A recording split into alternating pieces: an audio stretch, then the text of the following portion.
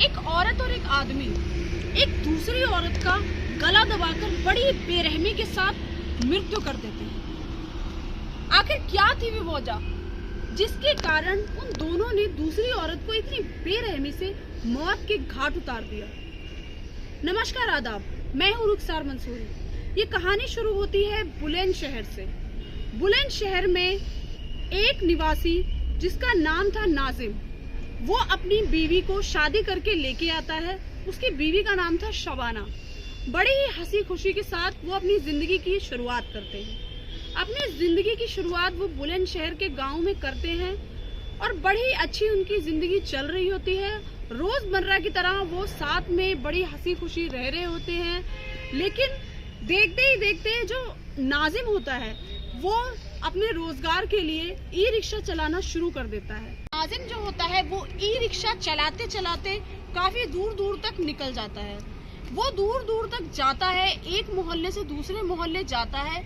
दूसरे मोहल्ले का जो बस स्टैंड होता है वहीं पे वो सवारी बैठाता है। वहां पर एक महिला जो कि उसके रिक्शे में बैठ जाती है।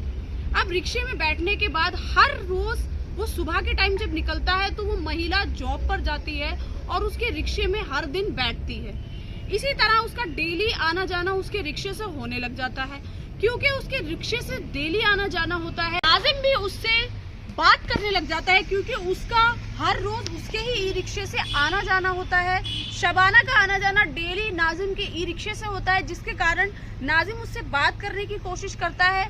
बात करते करते दोनों में ही इतनी ज्यादा बातचीत हर दिन होने लग जाती है। दोनों आपस की चीजें एक दूसरे को बताने लग जाते हैं। वो ऑफिस की बातें, वो अपनी घर की बातें शबाना के साथ बताने लग जाता है और शबाना भी सारी बातें शेयर करने लग जाती है नाजिम से। अब क्या था, वो एक दूसरे से बातें इतनी ज्यादा शेयर करने लग जाते हैं जिसके कारण उन दोनों में अच्छी दोस्ती हो जाती है। दोस्ती दोनों में इतनी अच्छी हो जाती है कि दोस्ती की वजह से उन दोनों में ही एक दूसरे से प्यार हो जाता है। अब वो दोनों ही एक दूसरे को चाहने लग जाते हैं क्योंकि प्यार हो जाता है। प्यार धीरे धीरे परवान चढ़ने लग जाता है। अब एक दूसरे से प्यार होने लगा है तो एक साथ जीने मरने की कसमें, एक साथ रहने की कसमें दोनों की दोनों एक दूसरे से करने लग जाते हैं। अब क्या था, अल्फिजा जो है वो एक दिन नाजिम को बोल देती है कि मुझे तुमसे शादी करनी है। तभी नाजिम उसको बताता है कि मेरी शादी पहले से ही हो चुकी है, मेरी बीवी है जिसका नाम है शबाना। अल्फिजा को जब ये बात पता चलती है तो अल्फिजा बहुत ज्यादा निराश हो जाती है, परेशान हो जाती है और हैरान भी होती है। लेकिन नाजिम को वो ये कहती है कि क्यों ना हम तुम्हारी बीवी को अपने रास्ते से हटा दें, तो फिर हम बाद में शादी कर सकते हैं। अब ये जब नाजिम ये बात जानता है तो वो भी इस बात से सहमत हो जाता है। फिर दोनों ही शबाना के मर्डर की प्लानिंग करने लग जाते हैं। प्लानिंग वो दोनों आपस में करते हैं। फिर क्या था, फिर वो दोनों एक रात किसी बहुत ही अच्छा मौका पाके शबाना जो नाजिम ने जिस फ्लैट में शबाना को रखा होता है उसी फ्लैट में अच्छा मौका पाके वो दोनों वहां पहुंच जाते हैं। रात का वक्त होता है, चुपके से जाके एकदम उसका गला दबा देते हैं। दोनों ही इतना ज्यादा उसका गला दबाते हैं कि उसकी तड़प तड़प कर हत्या हो जाती है। अब जब वो दोनों उसका गला दबा देते हैं और उसकी मृत्यु हो जाती है तब उन लोगों को ये परेशानी होती है, ये टेंशन होती है कि अब हम इस लाश का क्या करें। फिर क्या था, फिर जो नाजिम है वो कहता है कि एक काम करते हैं, ये रिक्शा पे इसकी लाश को रखते हैं और पास में जो मोहल्ला है शताब्दी नगर के जो नाला है वहां जाके इस लाश को फेंक देते हैं। दोनों ही आपस में प्लान कर लेते हैं, ई रिक्शा पे रखते हैं और शताब्दी नगर के नाले में जाके उसकी लाश को फेंक देते हैं। अगले ही दिन वो दोनों राजी खुशी बहुत अच्छी जिंदगी जीने लग जाते हैं। सोचते हैं हमने तो पता नहीं क्या ऐसा कुछ बड़ा काम कर लिया और एक दूसरे के साथ बहुत खुश होते हैं। लेकिन दूसरी तरफ जो शबाना का परिवार होता है वो परेशान होता है क्योंकि काफी दिन बीत जाते हैं और उनकी बेटी शबाना का कॉल उनके पास नहीं आता। फिर क्या था, फिर जो उनके परिवार वाले हैं वो शबाना को कॉल करना शुरू कर देते हैं। तो शबाना के जो माता पिता होते हैं वो कॉल करना शुरू कर देते हैं। फिर आखिरकार वो नाजिम को कॉल करते हैं। जब नाजिम को कॉल करते हैं तब वो बताता है कि शबाना एकदम ठीक है, यही है, घर पे ही है, फ्लैट पे।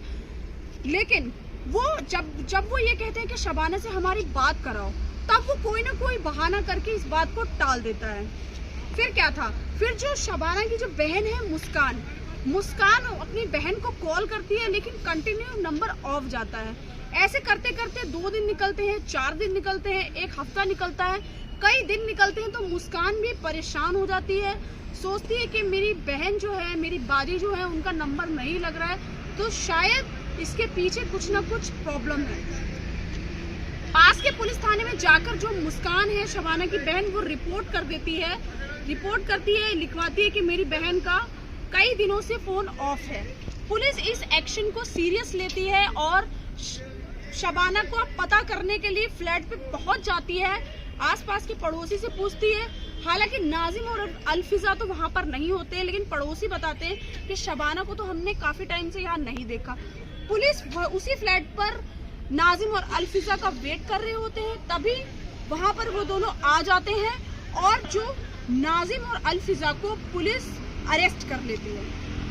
पुलिस जब पुलिस थाने ले जाकर उन दोनों से पूछताछ करती है, उन दोनों को मारती पीटती है, तब वो दोनों सच बताते हैं कि उन दोनों ने ही शबाना का गला घोंटकर बेरहमी से हत्या कर दी। इस कहानी के माध्यम से बस मैं आपको इतना ही बताना चाहूंगी कि प्यार करना गलत नहीं है, लेकिन प्यार के चक्कर में किसी की जान लेना गलत है। अल्फिजा और नाजिम ने जो रास्ता अपनाया वो गलत था। अगर वो सही रास्ते पे चलते और समझते इस चीज को कि शादीशुदा होने के बाद, अगर ये बात अल्फिजा समझती कि शादीशुदा होने के बाद उन दोनों के बीच कोई रिश्ता नहीं हो सकता, तो शायद इसका ये अंजाम ना होता। सावधान रहें, सतर्क रहें और अपना ध्यान रखें। जय हिंद, जय भारत।